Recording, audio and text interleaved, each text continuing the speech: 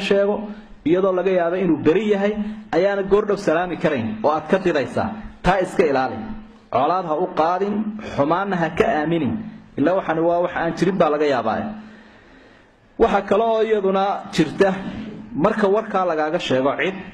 ha isku daynina daba gasho oo dhuuraasto waxaan inuu jiro iyo wax kale oo tajassuska waxa la yiraahdo aad samayso tajassus ilaahay baa wuxuu wala tajassasu ha isdabagelina oo qofka kale uu dabagelin bal waxaan lagu sheegay inuu jiray iyo in kale hebel warayso oo heblaaya si warayso oo marka dambe ay gaadho bal hadda si aad warka u hesho si sugtaana ha sameeynin waxa kale oo iyadana kula gudban oo lixaad adiga laftaadu wixii aad walaalka u diiday inaanad ku dhicin kii warka ku keenay ama tii ku keentay aadna ha si xamanin oo horan heblaaya warka ay keentay ama hebel baa waxa igu yiri halkii aad ka joojisay adiguna ha sii bilaabin oo aniga deerifay oo ana hor joogsaday mushkiladii isaga aad ka joojinaysay isaga aadna ha sii dabagelin lixda arimood baa qofka la gudban ayaa ay leeyihiin culimadu oo waajib ku ah lalayaal mushkiladani way nagu badantay saan sheegay waa arin aad u khatar badan laga yaabo inay ka dib badan tahay qofka jirkiisa dhaawacdo maanta rasaasad qofka ku rido oo 3 bilood kadib ka bogsado adigoo dhagtiisa iyo sharaftiisa iyo magaciisa dilo ceeb ka faafiya ayaa ka daran min shaaciri waxa uu leeyahay jiraaxatu sinani lahaltiaamu wala yaltamu ma jaraha lisaan jiraaxatu sinani lahaltiaam nabarada jirka ku dhacay ee dhaawaca waranka iyo hubku geysto uu iska bogsadaa wala yaltamu ma jaraha lisaan laakiin sharafta uu carabku dhaawaco sharaftaas iyo dhagxumada qofka laga sheegay muddo dheer bay si daba socotaa marka carabku dhiglu ka khatar badan yahay gacan ku dhiglaha taasi baynu ku soo ururinaynaa arintan iyadoo badan dumarkana way ku sii badantay walaalayaal nabiga sidaa sheegay calayhi salaatu wasalaam muxaadar u jeediyay dumarka markaas wuxuu leeyahay dumarow waxaan idin arkay idinkoo naarta ku badan sadaqada bixiya sadaqada ilaahay naarta qof dadka kaga badbaadinaya gabadhii geesiyada ahayd ee afayeenka dumarka ahayd maxaan ugu badanay bay tiri naarta laba arimood oo carabka abu sheegay rasuulku sallallahu alayhi wasallam tukthirna al-la'na wa takfurna al-ashir nacdashiya caydana waa badisaan ninkana waa dafirtaan deeqada uu idin siiyay iyo wanaag iyo macruufku idin sameeyay waa dafirtaan buu nabiga alayhi salaatu wasalaam dafiraadii afkii carabka ka imanaysa nacdashiya caydi iyo ceebayntiina carabka ka imanaysa si gaar ah uu calaamadiyay bulshada islaamka rasuulku sallallahu alayhi wasallam dumarku si gaar ah isu dul taagay waayo ibn qayyim rahimahullah markuu arimahan bani aadamka iyo diraasada ku sameeyay uu faaleynay wuxuu dadku way kala duwan yihiin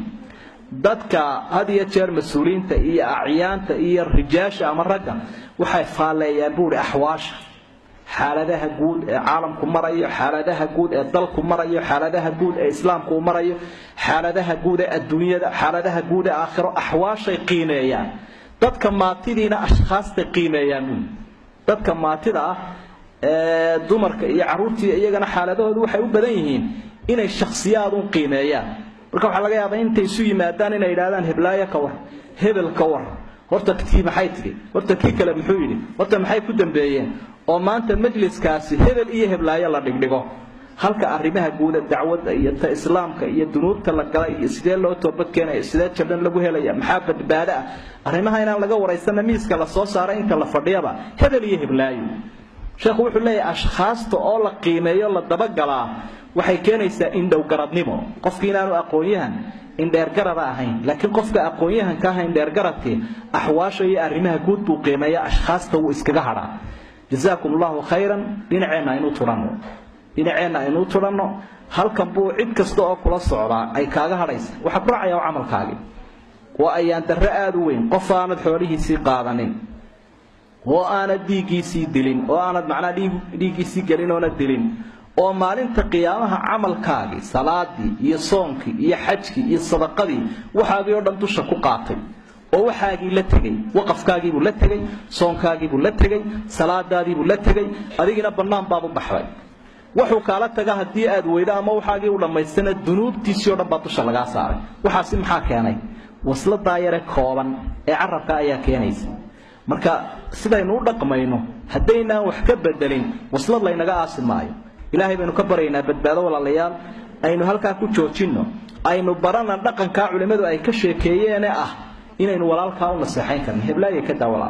inta ay noogu joojin intaas inagu filan hebelow ka daa halkaas si dhaafin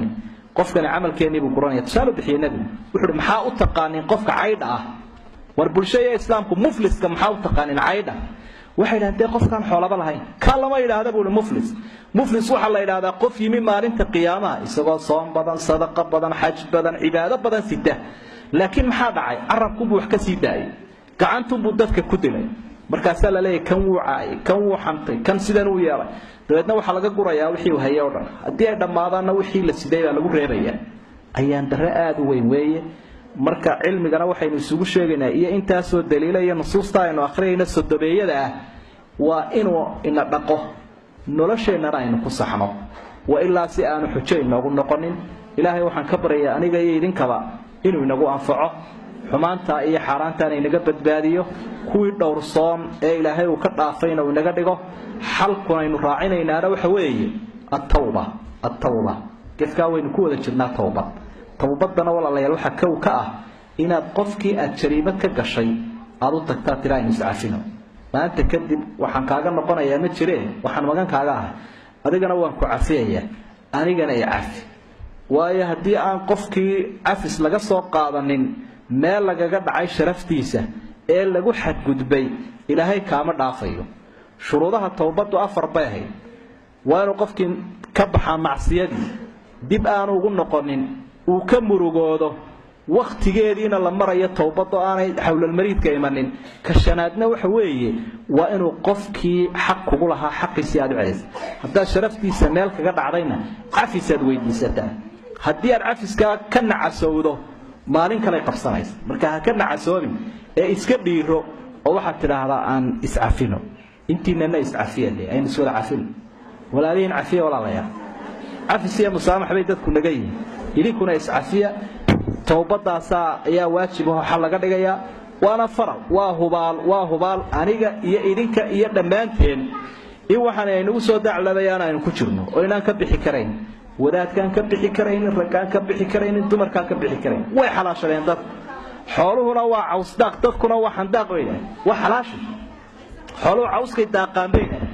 dadkuna xantun buu daaqaa waa ayaan daraad weyn marka kama bixi karayna tawbadaasa ayaa waajib inagu ah